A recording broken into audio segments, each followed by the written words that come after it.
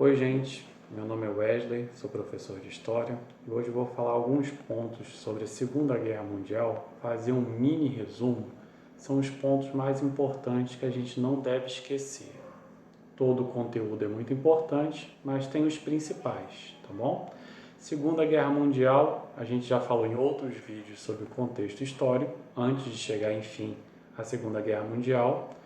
A Segunda Guerra Mundial vai começar de 1939 até 1945, né? Então a gente vai começar a lembrar, fazer alguns lembretes.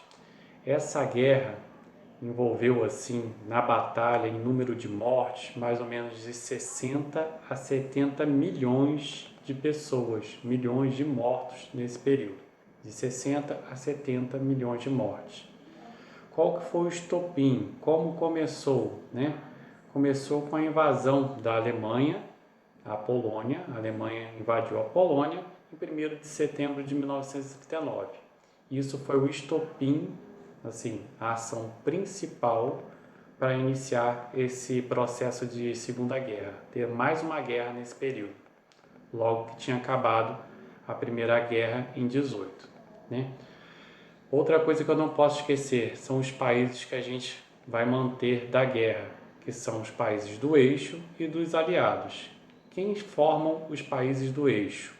Alemanha, Itália e Japão. Países do eixo, Alemanha, Itália e Japão. Países aliados: Reino Unido, França, União Soviética e logo depois Estados Unidos. Tá bom? A União Soviética, a princípio, ela vai se retirar da guerra por outros motivos e os Estados Unidos vai iniciar também esse combate junto aos aliados, tá? Acontecimentos impactantes foram vários nesse período. Posso citar pelo menos dois aqui, que é o Holocausto, né? Aquelas prisões que tinham os alemães, né? Para fazer o extermínio dos judeus.